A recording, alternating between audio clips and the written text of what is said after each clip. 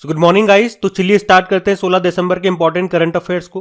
तो इस प्रश्न में आपसे पूछ रहे हैं दिसंबर 2022 में भारत और किस देश के बीच में सूर्य किरण अभ्यास का आयोजन हुआ। तो आंसर होगा नेपाल।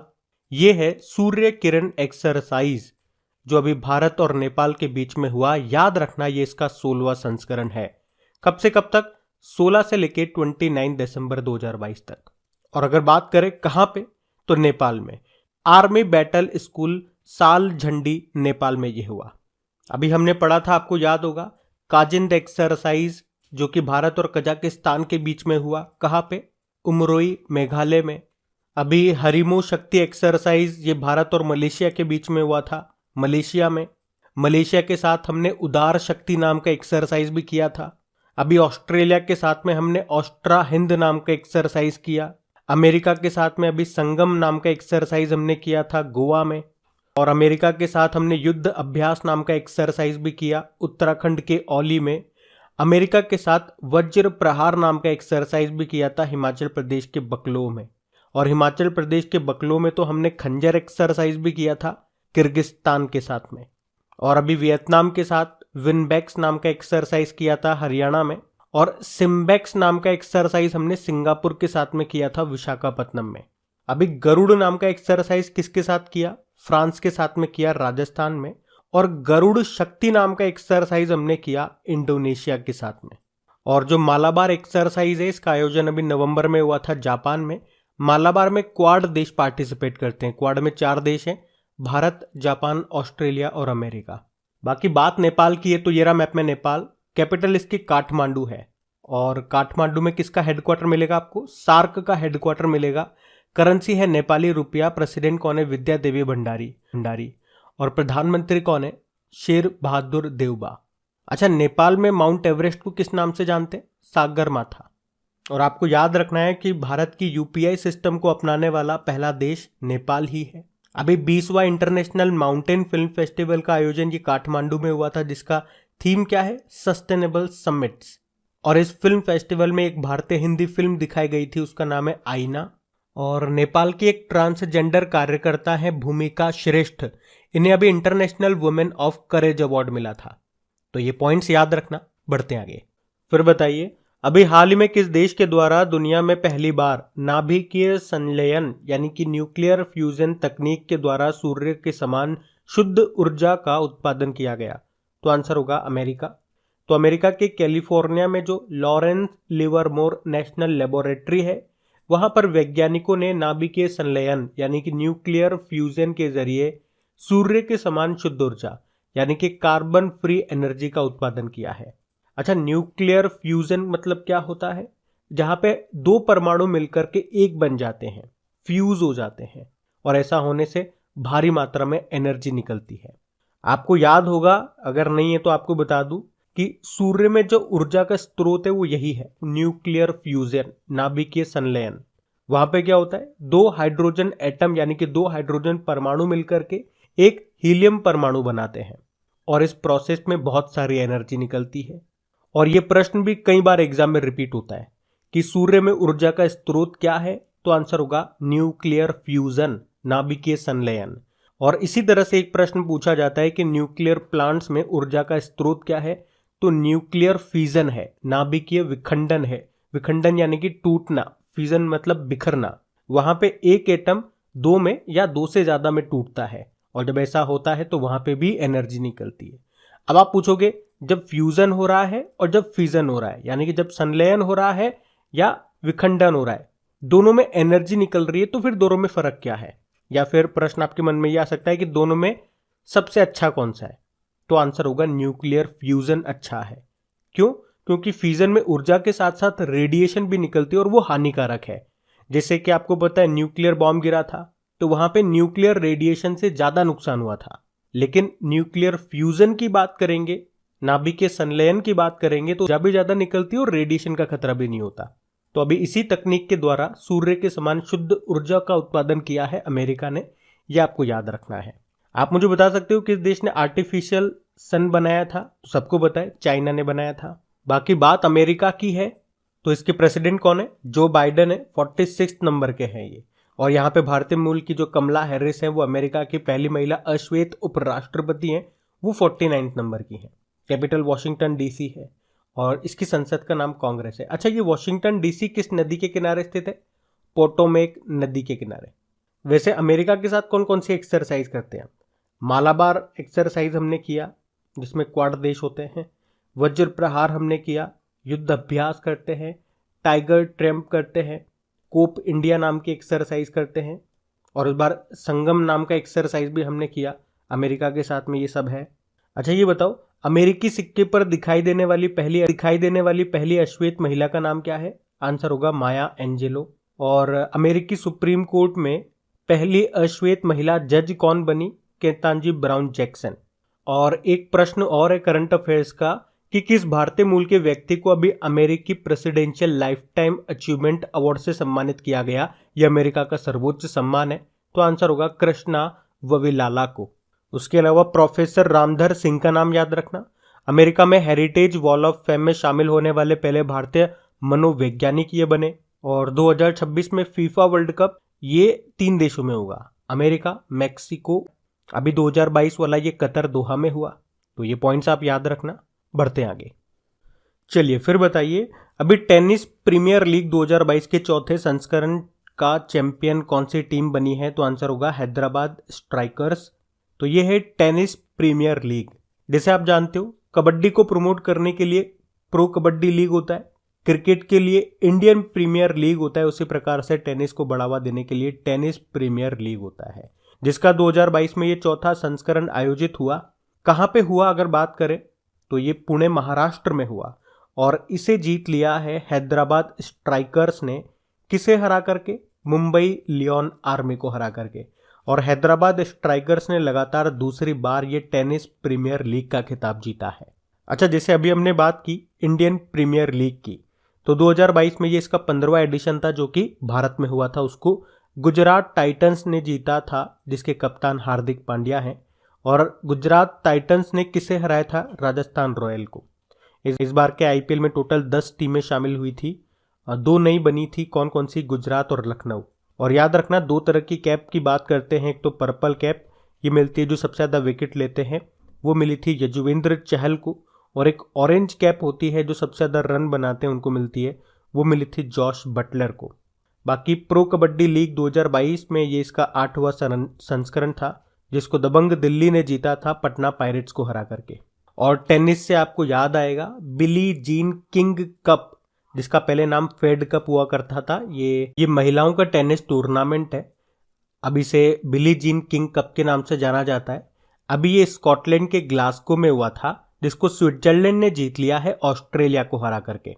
और वैसे टेनिस की बात है तो साल में 4 ग्रैंड स्लैम होते हैं, उनको हम चर्चा कर लेते हैं एक बार कि उसमें वुमेन सिंगल और मेन सिंगल किसने जीता। यहाँ से प्रश्न बनते हैं एग्जाम में, क्योंकि देखो साल के 4 ग्रैंड स्लैम कौन कौन से हैं? ऑस्ट्रेलियन ओपन है, फ्रेंच ओपन है, विंबलडन ओपन है और यूएस ओपन है।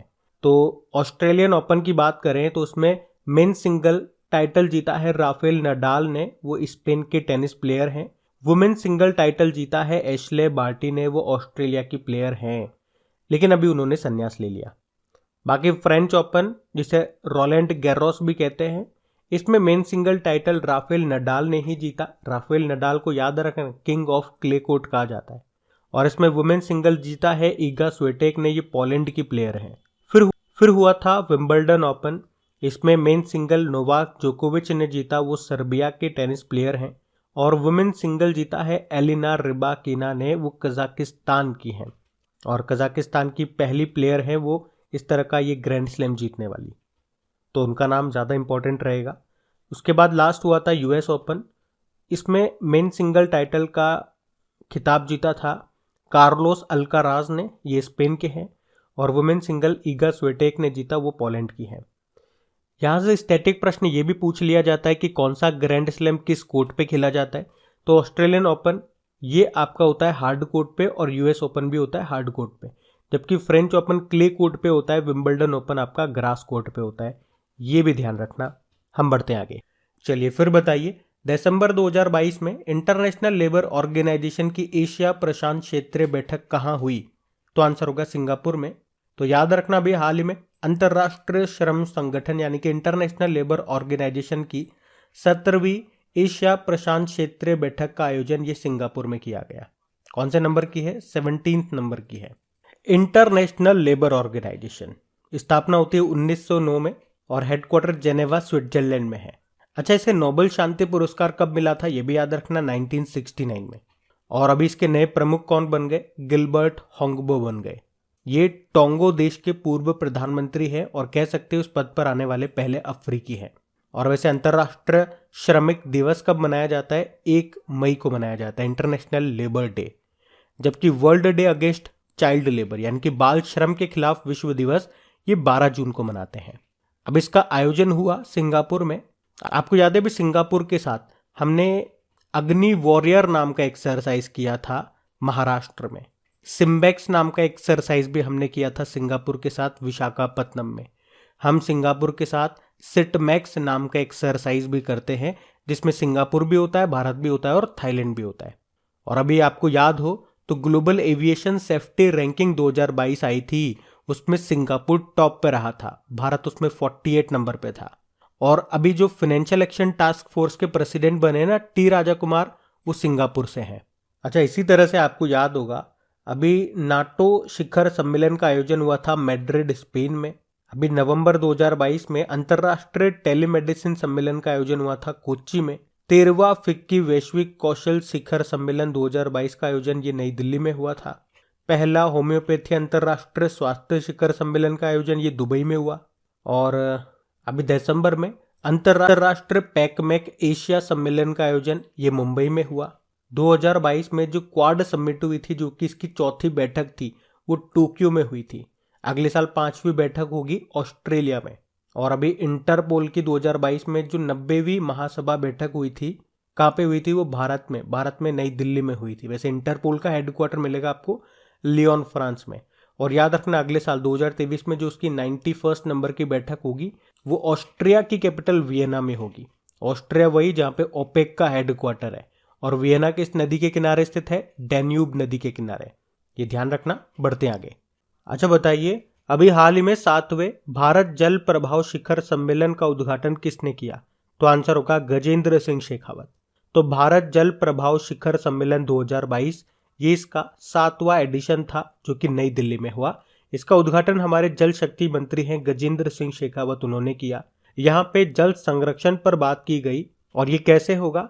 तो इसके लिए 5P पर बल दिया गया।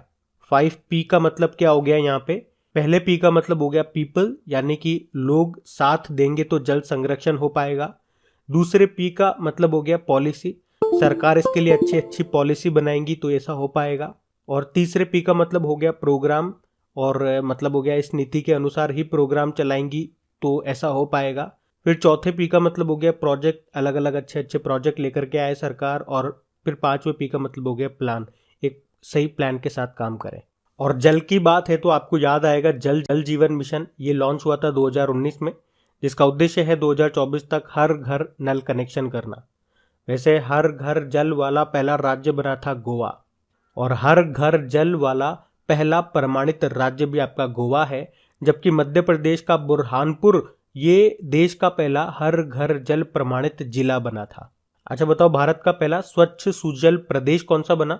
अंडमान निकोबार। और आपको याद है अभी नवंबर में प्रधानमंत्री गति शक्ति मल्टी मॉडल जलमार्ग शिखर सम्मेलन का आयोजन कहाँ पे हुआ था? वाराणसी में। और दुनिया का सबसे लंबा रिवर क्रूज ये वाराणसी और असम के डिब्रूगढ़ के बीच में चलेगा, और उस क्रूज का नाम है गंगा विलास। और अभी तीसरे राष्ट्रीय जल पुरस्कारों के तहत सर्वश्रेष्ठ राज्य की श्रेणी में पहला पुरस्कार मिला था उत्तर प्रदेश को, जबकि सर्वश्रेष्ठ जिलों की श्रेणी में उत्तर प्रदेश का मुजफ्फरनगर पहले स्थान पर रहा। अच्छा, राष्ट्रीय जलमार्ग 1 ये किस नदी पर है? गंगा नदी पे। और ये सबसे बड़ा है। कहां से कहां तक? प्रयागराज से हल्दिया तक। और राष्ट्रीय राजमार्ग 2 ये ब्रह्मपुत्र नदी पर है, धुबरी से सदिया, असम में। अच्छा, जल मेट्रो परियोजना वाला भारत का पहला शहर कौन सा है? कोच्चि। और भारत की पहली वाटर टैक्सी सेवा का उद्घाटन किया गया था मुंबई में। और वाटर प्लस सर्टिफिकेट पाने वाला पहला शहर कौन सा है? तो इंदौर है। 24/7 नल से स्वच्छ जल देने वाला पहला शहर उड़ीसा का पुरी है। वैसे वर्ल्ड वाटर डे हम मनाते हैं 22 मार्च को, ध्यान रखना। ये सब पढ़ते आगे। चलिए फिर बताइए, एशिया पैसिफिक ब्रॉडकास्टिंग यूनियन का उपाध्यक्ष किसे चुना गया? तो आंसर होगा सुनील को। तो एशिया पैसिफिक ब्रॉडकास्टिंग यूनियन जिसकी स्थापना होती है 1964 में, हेडक्वार्टर मिलेगा कुआलालंपुर मलेशिया में, और अभी इसके उपाध्यक्ष चुने गए हैं सुनील। ये प्रसार भारती के अतिरिक्त महानिदेशक है और अभी इन्हीं को एशिया पैसिफिक ब्रॉडकास्टिंग यूनियन का उपाध्यक्ष बनाया गया है। कितने सालों के लिए? 3 सालों के लिए। आपको याद है अंतरराष्ट्रीय एल्यूमिनियम संस्थान के नए अध्यक्ष बने थे सतीश पाई उनका नाम है। WHO के नए मुख्य वैज्ञानिक बने हैं, यानी कि WHO के नए चीफ साइंटिस्ट डॉक्टर जेरेमी फरार, सौम्या स्वामीनाथन की जगह आए थे ये। और सुष्मिता शुक्ला की बात करें तो फेडरल रिजर्व बैंक की पहली वाइस प्रेसिडेंट ये बनी है। आप जानते हो नेशनल ब्रॉडकास्टिंग डे कब मनाते हैं? 23 जुलाई को, जबकि पब्लिक सर्विस ब्रॉडकास्टिंग डे होता है 12 नवंबर को। बढ़ते आगे। चलिए फिर बताइए, एशिया का पहला ड्रोन डिलीवरी केंद्र व नेटवर्क ये किस राज्य में शुरू किया गया? तो आंसर होगा मेघालय में। तो अभी ड्रोन डिलीवरी नेटवर्क ये मेघालय में शुरू हुआ और एशिया में ऐसा पहली बार किया गया। और इस परियोजना का उद्देश्य क्या है? ड्रोन डिलीवरी नेटवर्क के जरिए राज्य के विभिन्न हिस्सों में जो दवा हो गई, मेडिसिन, जांच के नमूने, टीके वगैरह जैसी जरूरी स्वास्थ्य संबंधी चीजें होती है उनको सुरक्षित तरीके से और जल्द से जल्द पहुंचाना इसका मुख्य उद्देश्य है। अच्छा, इसी तरह से अगर मैं आपसे पूछूं कि ड्रोन नीति को मंजूरी देने वाला पहला राज्य कौन सा बना था, तब आपका आंसर होगा हिमाचल प्रदेश। और प्रधानमंत्री नरेंद्र मोदी ने भारत के पहले किस यात्री ड्रोन का अनावरण किया था? तो आंसर होगा वरुण। और अभी चेन्नई में भारत के पहले ड्रोन कौशल प्रशिक्षण सम्मेलन का आयोजन भी हुआ। और स्वास्थ्य सेवा में ड्रोन लॉन्च करने वाला पहला भारतीय राज्य बना था उत्तराखंड। चलो बताओ, किस देश ने ड्रोन के आयात पर प्रतिबंध लगाया? भारत। और नागरिक हवाई क्षेत्र में ड्रोन अनुमति देने वाला पहला देश बना था इजराइल। देश का पहला ड्रोन स्कूल कहां पे खोला गया? मध्य प्रदेश के ग्वालियर में। और मध्य प्रदेश के ग्वालियर में प्रदेश के पहले ड्रोन मेले का आयोजन भी हुआ था। भारत की पहली ड्रोन फॉरेंसिक लैब कहां पे स्थापित की गई? तो केरल में। और इंद्रजाल क्या है? तो ड्रोन डिफेंस डोम सिस्टम है जिसको डेवलप किया था ग्रीन रोबोटिक्स ने, हैदराबाद की कंपनी है ये। बाकी बात यहाँ पे मेघालय की है, तो ये रहा मैप में मेघालय। कैपिटल इसकी शिलोंग है और असम राइफल्स का हेडक्वार्टर शिलोंग में ही तो मिलेगा आपको। यहीं पे इंटरनेशनल चेरी ब्लॉसम फेस्टिवल का आयोजन भी होता है। मुख्यमंत्री हैं कॉनराड संगमा और इनकी पार्टी का नाम क्या है? नेशनल पीपुल्स पार्टी, जिसका राजनीतिक चिन्ह क्या है? जिसका चुनाव चिन्ह है बुक। और याद रखना, ये भारत की सबसे नवीनतम पॉलिटिकल पार्टी है, या यूं कहूं 8वां राष्ट्रीय राजनीतिक दल है। इसकी स्थापना की थी P.A. संगमा ने, जो कि इनके पिताजी थे। बाकी गवर्नर है बी डी मिश्रा। अभी नवंबर में जो दूसरे नॉर्थ ईस्ट ओलंपिक हुए थे उसको होस्ट किया था मेघालय ने। और सर्वाधिक वर्षा वाला स्थान ये मासेनराम है जो आपको मेघालय में मिलेगा। अभी संयुक्त राष्ट्र विश्व शिखर सम्मेलन में सर्वश्रेष्ठ परियोजना पुरस्कार जीता था मेघालय ने। और अभी मेघालय के लिविंग रूट ब्रिज को यूनेस्को के विश्व धरोहर स्थलों की संभावित सूची टेंटेटिव लिस्ट में भी शामिल किया गया था। बाकी यहीं पे आपको Nokrek national park, Balphakram national park मिलेगा, तो ध्यान रखना ये पॉइंट्स बढ़ते हैं। चलिए फिर बताइए, हाल ही में किस देश के द्वारा दुनिया का पहला निजी मून लैंडर प्रक्षेपित किया गया? तो आंसर होगा जापान। तो अभी एक जापानी अंतरिक्ष स्टार्टअप है आई स्पेस, जिसने अपने हाकुतो आर मिशन के तहत स्पेस एक्स के फॉल्कन 9 रॉकेट की मदद से चंद्रमा पर अपना पहला प्राइवेट यानी कि निजी लैंडर M1 को लॉन्च किया है। यह जापान और किसी प्राइवेट कंपनी के द्वारा अपनी तरह का पहला चंद्र मिशन है। तो ये जो जापान की जो कंपनी है आई स्पेस, इसके हाकुतो आर मिशन 1 के तहत लैंडर और रोवर को चंद्रमा पर भेजा गया है। इसमें 2 रोवर है, एक यूनाइटेड अरब अमीरात का राशिद रोवर भी है। और अगर ये राशिद रोवर सफलतापूर्वक उतरता है, हमने पढ़ा भी था, तो ये अरब दुनिया का पहला सफल चंद्र मिशन होगा। अभी तक केवल अमेरिका, रशिया, चाइना ही चंद्रमा की सतह पर रोबोट उतारने में सफल रहे हैं। अब बात जापान की है, तो ये रहा मैप में जापान। कैपिटल इसकी टोक्यो है। जापान को सुकुमारू का देश या सूर्योदय का देश भी कहते हैं। करेंसी इसकी येन है। और प्रधानमंत्री कौन है? Fumio Kishida. जापान के जो पूर्व प्रधानमंत्री थे जिनका निधन हो गया, शिंजो अबे, 2021 में पद्म विभूषण के लिए उनको चुना गया था और 2022 में नेताजी अवार्ड भी इनको मिला। ये जापान के सबसे लंबे समय तक प्रधानमंत्री रहे, लेकिन निधन हो गया, गोली मार के इनकी हत्या कर दी गई थी। और जापान की संसद को क्या कहते हैं? डाइट कहते हैं। जापान के साथ हम धर्मा गार्जन नाम की एक्सरसाइज करते हैं, जिमेक्स नाम की एक्सरसाइज करते हैं, शिन्यू मैत्री करते हैं, सहयोग काजिन नाम की एक्सरसाइज करते हैं। और अभी जापान की जो स्पेस एजेंसी है जाक्सा, इसने अंतरिक्ष यान के संचालन के लिए भाप का सफलतापूर्वक उपयोग भी किया था। ऐसा करने वाला ये पहला देश बना था। हमने पढ़ा था अभी 2022 में जो क्वाड समिट हुई थी वो टोक्यो जापान में हुई थी, अगले साल ऑस्ट्रेलिया में होगी। और अभी नवंबर 2022 में जो मालाबार एक्सरसाइज होता है क्वाड देशों के बीच में, क्वाड देश कौन कौन से? अमेरिका, जापान, ऑस्ट्रेलिया और भारत। और ये कहाँ पे हुआ था? ये मालाबार एक्सरसाइज ये जापान में हुआ था। उसके अलावा याद रखना 2025 में जो वर्ल्ड एथलेटिक्स चैंपियनशिप है उसका आयोजन ये टोक्यो में होगा। अभी सनमार्ग ग्रुप के जो वाइस चेयरमैन है नारायण कुमार, अभी जापान के ऑर्डर ऑफ राइजिंग सन पुरस्कार से उनको सम्मानित किया गया। और वर्ल्ड इकोनॉमिक फोरम ने जो travel and tourism development index जारी किया था उसमें जापान टॉप पे था, भारत 54 नंबर पे था। तो ये सारे पॉइंट्स याद रखना, बढ़ते आगे।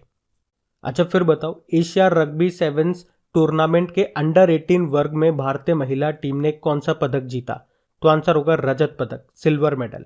तो ये एशिया रग्बी सेवन्स टूर्नामेंट है जो कहाँ पे हुआ? काठमांडू, नेपाल में हुआ। तो under 18 Asia rugby sevens tournament में भारतीय महिला टीम ने तो रजत पदक जीता है, जबकि गोल्ड मेडल जीता है यूनाइटेड अरब अमीरात की टीम ने। ये आप याद रखना। अच्छा, कुछ इंपॉर्टेंट स्पोर्ट्स के क्वेश्चन अभी हमने देखे थे तो उस पर चर्चा करते हैं, एक बार रिवाइज करते हैं। तो आपको याद है भी दिसंबर में एशियाई जूनियर बैडमिंटन चैंपियनशिप जो कि थाईलैंड में हुआ, उसमें पदक जीतने वाली पहली भारतीय अंडर 17 शटलर कौन बनी थी? उन्नति हुड्डा बनी थी। उन्होंने इसमें सिल्वर जीता था। और एक हर्षदा शरद गरुड़, पहले तो ये याद रखो इनका संबंध किससे है, ये वेटलिफ्टर है। और अभी IWF junior world weightlifting championship में गोल्ड जीतने वाली ये पहली भारतीय बनी थी। ये चैंपियनशिप हुई थी ग्रीस में। मणिका बत्रा, इनका संबंध किससे है? टेबल टेनिस से है। और अभी एशियाई कप टेबल टेनिस में पदक जीतने वाली पहली भारतीय महिला बनी थी, ये ब्रोंज जीता था इन्होंने। और एक पूजा जातियान का नाम भी याद रखो, ये पैरा आर्चर है, आर्चर यानी कि पैरा तीरंदाज आप बोलो इन्हें। और अभी पैरा वर्ल्ड तीरंदाजी चैंपियनशिप जो कि दुबई में हुई थी उसमें सिल्वर जीतने वाली पहली भारतीय बनी थी ये। अच्छा, अभी किस महिला खिलाड़ी को para badminton player of the year चुना गया? मनीषा रामदास को, ये तमिलनाडु से है। और तमिलनाडु से एक टेबल टेनिस प्लेयर का नाम याद रखना, अचंता शरत कमल। चलो ये प्रश्न मैं आप ही के लिए छोड़ता हूं, अभी इनका नाम न्यूज में क्यों था? 2 कारण से इनका नाम न्यूज में था, वो दोनों कारण आप बताओ कमेंट बॉक्स में, हम बढ़ते हैं आगे। फिर बताइए, अभी दिसंबर 2022 में भारत को फ्रांस से कौन सा राफेल विमान मिला है? तो आंसर होगा 36वां। तो आप जानते हो हम राफेल किससे खरीद रहे थे? फ्रांस से। और कितने राफेल की डील हुई थी? 36 राफेल की डील हुई थी। और अब ये 36वां और आखिरी राफेल भी हमारे पास आ चुका है, नई दिल्ली में ये लैंड कर चुका है। एक्चुअली में भारत ने 60,000 करोड़ रुपए में फ्रांस से डील किया था कि 36 राफेल खरीदेंगे। और याद रखना ये फ्रांस की किस कंपनी ने बनाया? डसॉल्ट एविएशन कंपनी ने। और आपको बता दूं कि सन 2020 में अंबाला के वायुसेना स्टेशन में पहले 5 राफेल एयरक्राफ्ट को वायुसेना में शामिल किया गया था। अब बात करेंगे कल के वीडियो में पूछे गए प्रश्न के उत्तर की। तो कल के वीडियो में आपसे क्या पूछा था कि आयुष्मान भारत स्वास्थ्य कार्ड बनाने में प्रथम स्थान पे कौन रहा? तो आंसर होगा जम्मू कश्मीर। तो आप सभी ने प्रश्न का बिल्कुल सही उत्तर दिया जी। और इन सभी का क्विज बना करके अपलोड कर दिया गया आपकी क्रेक एग्जाम एप्लीकेशन पे, वहीं पे इनकी PDF भी मिल जाएगी आपको। क्रेक एग्जाम एप्लीकेशन का लिंक आपको मिलेगा नीचे डिस्क्रिप्शन बॉक्स में। अब ये रहा आज का आपका होमवर्क प्रश्न।